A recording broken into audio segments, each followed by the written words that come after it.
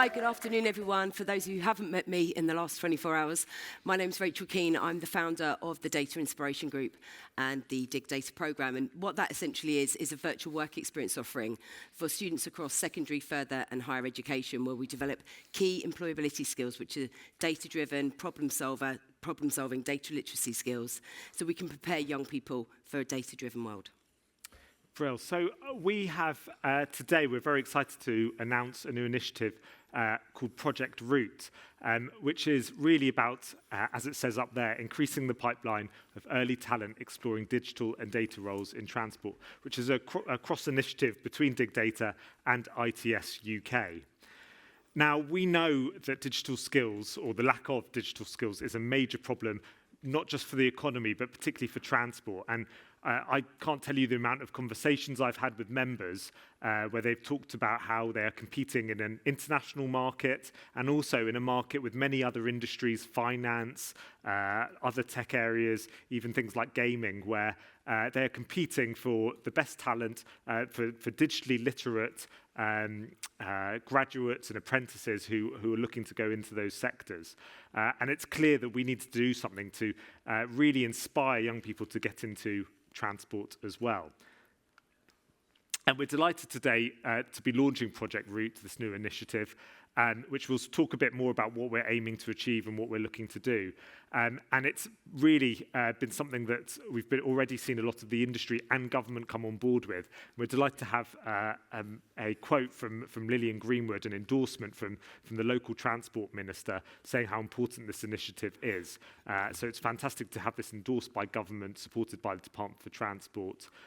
It's something that gets the initiative off to a fantastic start. Great, so our mission is very, very clear. We want to engage 10,000 students across secondary, further and higher education in the academic year of 26-27. We want to give 5,000 students virtual work experience opportunities, which will be hosted online, on-site and in the classroom. This will give visibility, and we want to work with our partners to unveil the placement opportunities, the internship opportunities that you have available every single year, with the view then to signpost those young people into permanent roles, and we're aiming for that to be 30 at this stage. So how are we going to achieve that? We've got 4 pillars of activities of how we're going to roll this out. The first one, to make it incredibly inclusive. It will be online. It will be available to every young person in the UK. We will be working with our 3 student cohorts to create 3 small bite-sized projects that engage a young audience, but also develop those key data literacy skills where they use data to solve a problem. We'll also be taking this on site into schools and colleges across the UK. We'll be delivering this to an entire year group of students who will work in small teams, who will undertake the same career challenges, but in a school day, where they'll develop, obviously, their problem-solving, data literacy, storytelling skills. We'll be taking this into the classroom, and this is super important, okay, because we believe that education are preparing our young people for the workforce. That's not always the case. We have got young people going to school every day doing subjects that, quite honestly, they don't understand as being used in the world of work. These classroom resources will not only help the teachers educate our young people, but it will unveil to our students as well why they are learning maths, why this is a core subject, how this is used. And we see this as being really, really beneficial, not only to the young people that really enjoy maths, but just don't quite understand where they can use and push this subject into a career, but actually to engage those young people that just don't think they're good at the subject or understand, how they can use it or how it can benefit them going forward.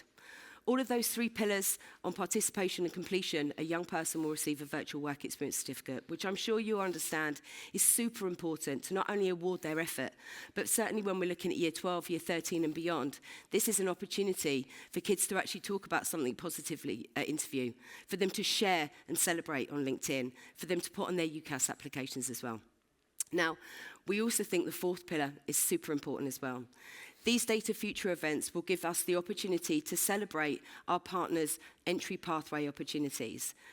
what's available, the breadth of skills, how do they apply, when do these opportunities open, and really give the opportunity for students, parents, teachers to come along and understand what a career in data looks like. And as you know, it is very, very broad in terms of skills and different roles.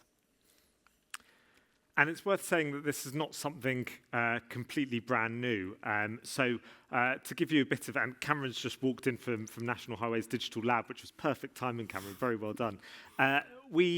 Cameron and his colleague Gergely grabbed me at the Transport Technology Forum conference about a year or so ago and told me about this fantastic initiative that Digital Lab within National Highways was doing.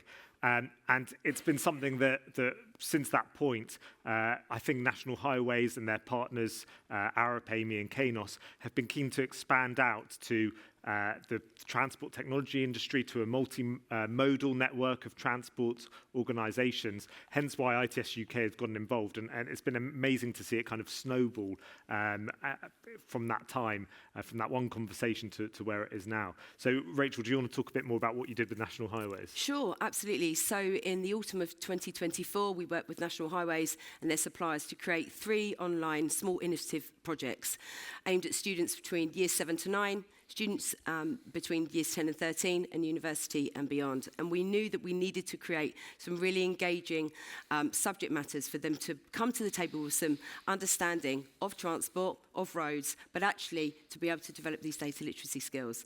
Now, we had so much fun working on this project.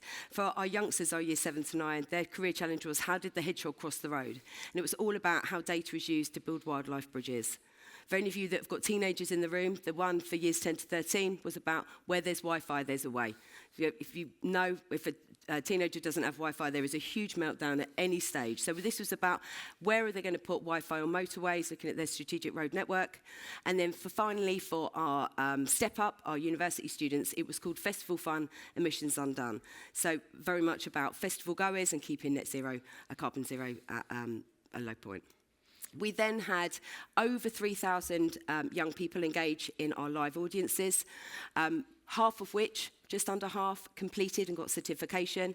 After the live events, we still host these resources on our website. So young people are gaining virtual work experience with National Highways Digital Lab every single day, which is super important. And as you can see, we engaged just under 700 schools, colleges and universities nationwide for a very small investment. So our network at Dig Data has grown significantly, actually, in the last 5 or 6 months. We're now at a student network of over 33,000 young people from year 7. So those of you who don't know that, that's age 11 to post-university. We've got over 2,600 schools that we work with nationwide, as well as 106 universities. And that number is growing every single day. So we've been really impressed, and I think it's been fantastic to see the level of support that's come from the sector. We've got Arup, who are lead partner for the programme, a platinum sponsorship from Amey, and as I say, we have endorsement from the Department for Transport. So we've made a fantastic start in getting the programme going. We're now looking to get other organisations involved, and we're launching this Project Route today with the aim of getting more support from the sector. So there's the question of why should you get involved? Well, first and foremost, we know that it's incredibly important for social value, and that demonstrating social value is actually something more important to private sector organisations. We know that procurement now requires bids demonstrate that, and this is a fantastic way to do it. The pipeline of young people coming into the sector is really important. It's something that I know we're all passionate about as those in the industry. It's something that we all want to care about and see the sector have new people come into it. So that's really critical too. And ultimately, if we get this right, it's about growing the sector as well. I can't tell you, as I said before, we've heard so many times about the need for an initiative like this from members. And if I'm really honest, we could have been doing this sort of 10 years ago, but there's a Chinese proverb about the best time to plant a tree was 10 years ago. The second best time is today. So we're getting on with this and we're doing it now. And in terms of timing, speaking of, well, today you're at the annual conference, as you hopefully realise. We are now launching this for the coming year. So we will be going out to partners over spring 2026, with the aim of getting a verbal commitments from partners by May.